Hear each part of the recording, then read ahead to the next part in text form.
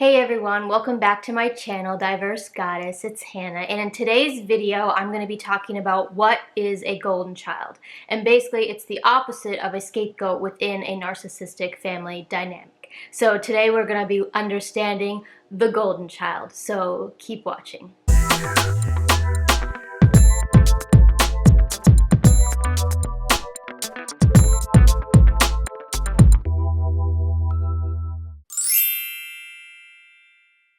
So we already know what a scapegoat is because I've already done a video on it. But if you don't know what a scapegoat is, go ahead and watch that video after this one. But in those videos, I mentioned the term golden child. And so what is a golden child?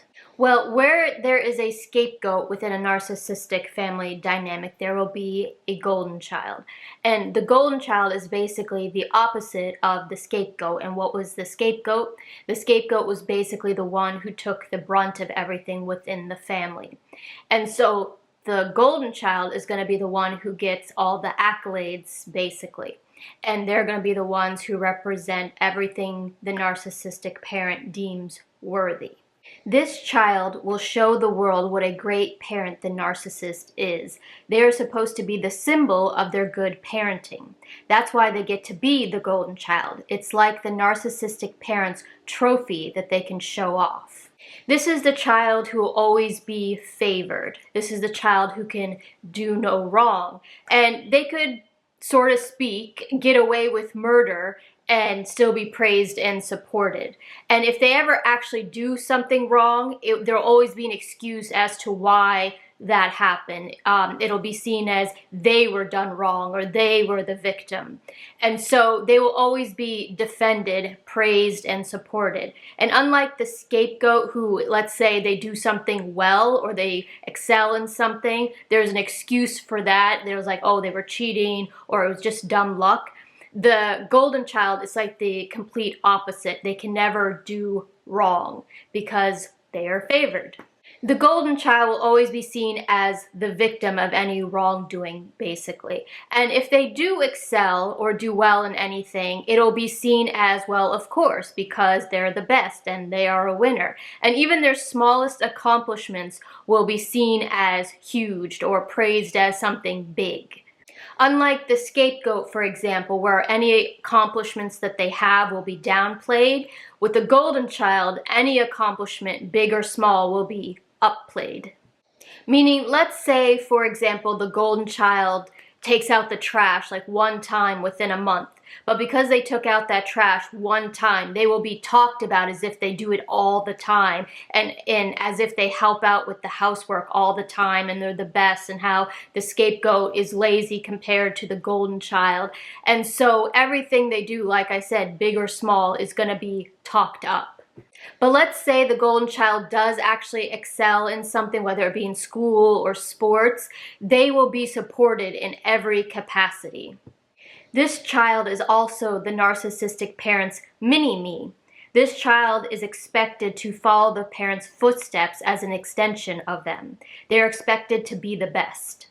The narcissistic parent, as I've mentioned in previous videos, divides the siblings. And so the narcissistic parent will train the golden child to be competitive towards the scapegoat because the golden child is supposed to be the best, and so competition will be created.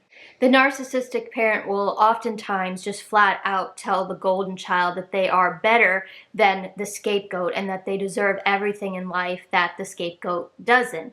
And they may even plant seeds into the golden child's mind that the scapegoat sibling is actually jealous of them, even if that's not true. The golden child is oftentimes trained to go against the scapegoat and always be on their side, meaning the narcissistic parent's side. This is the child who's expected to agree with everything the narcissistic parent wants and needs. This is also the child that feeds the narcissistic parent the most in a positive way. And there's almost like this unspoken understanding between the narcissistic parent and the golden child. The golden child complies and keeps their mouth shut about the dysfunction within the family, and in return, they get rewarded and praised. The golden child will oftentimes have a lot of things handed to them by the narcissistic parent, like things that the scapegoat will have to do on their own or work for will just be handed to the golden child. And the narcissistic parent will oftentimes plan out the golden child's life. This child is oftentimes told by the narcissistic parent that they will do better in life because they are special. They may even tell them they're actually superior. And the golden child might not even know why that is, but they'll agree to it because it feels good and they feel accepted, unlike the scapegoated child who is rejected. They are also taught to blame everything on the scapegoat. So if the golden child does do anything wrong or is responsible for anything and doesn't do it, they have been programmed and trained to just turn around and blame the scapegoat, and nobody will bat an eye. For example, let's say taking out the trash again. Let's say it was the golden child's turn to take out the trash and they didn't do it, and the parent might ask, why isn't the trash taken out? But they will turn around and blame the scapegoat and be like, oh, I thought it was their turn, or they were really supposed to take it out, or whatever the excuse is. And like I said, no one will bat an eye because they are favored, and of course, they're telling the truth. I mean, the golden child wouldn't lie after all. This child is favored by the narcissistic parent because this child is seen as the embodiment of all the virtues that the parent believes themselves to hold. The golden child will also get the best of everything, or if not the best, something that's a little better than the scapegoat. For example, when it comes to gifts, like say it's Christmas time and the scapegoat gets a doll and the golden child gets a doll, but the golden child will get maybe a little bit better doll. And if it's not a better doll, the doll might come with more accessories or whatever it is. But either way, there's going to be a difference to kind of show the favoritism. Or if it's two boys, it could be that one gets a basketball and one gets a soccer ball, but the one, like the golden child with the basketball, they might get a basketball net, basketball shoes, or whatever it is. They're always going to be something that shows that the golden child is favored a little more. And sometimes it can be very subtle, but it will always be there. The golden child will also be given special privileges.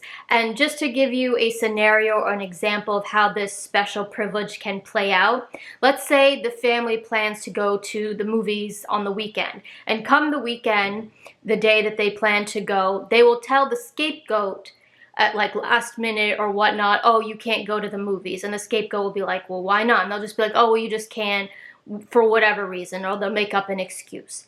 And so they're now taking the golden child to the movies. And if anybody, let's say outside of the family, wonders why the scapegoat stayed home and the family's going to the movies, they will tell a story. The narcissistic parent will tell a story like, oh, well, the scapegoated child did something wrong that week, or they're in trouble, and so this is their punishment. They can't go to the movies. And so the golden child was well behaved that week, and so this is their reward. This is their privilege to go to the movies. And so a lot of people, again, won't see what's really going on in that because they'll just see it as like, oh, that's just a parent disciplining their child or whatever, because maybe the child really did do something wrong.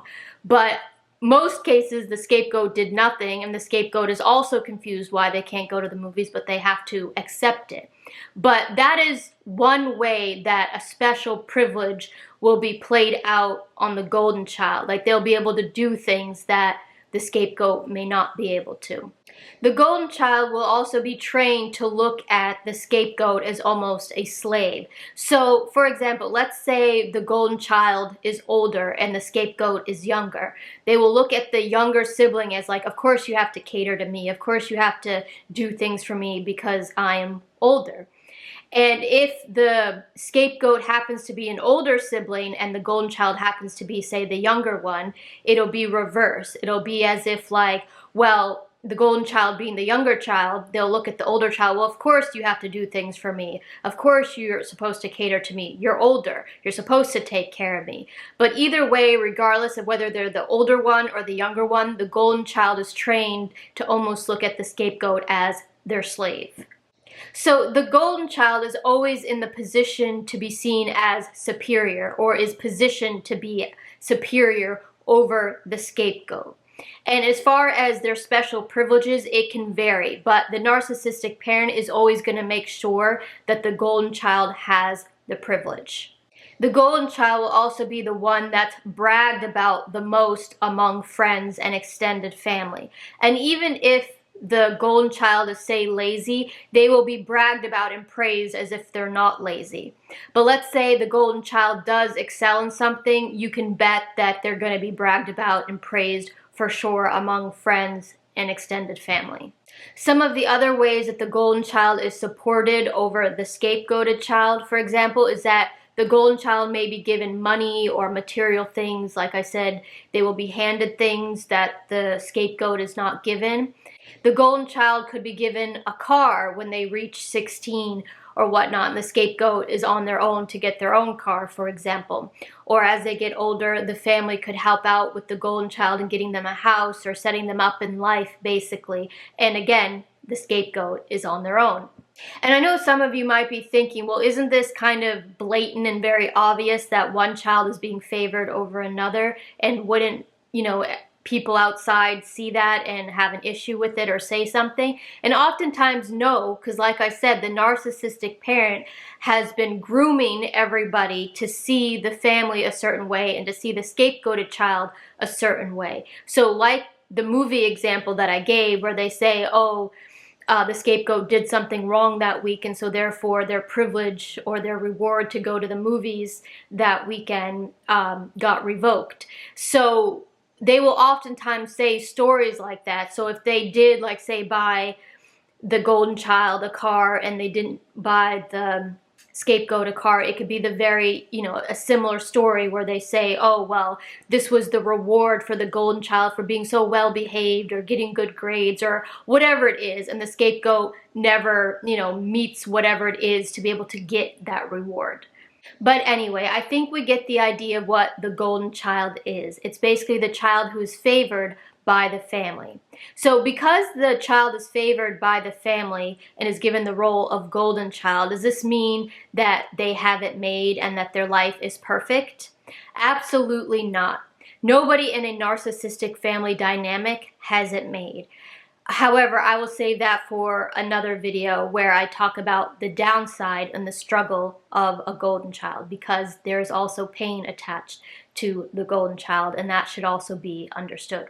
But like I said, I'll save that for another video. So with that said, I'm actually going to wrap up today's video on what is a golden child. And it's basically the opposite of the scapegoat, where the scapegoat gets the wrath of everybody and the brunt of everything in the family. The golden child gets the rewards and praises of everyone. The golden child is basically an extension of the narcissistic parent and is supposed to be the narcissistic parent's mini-me.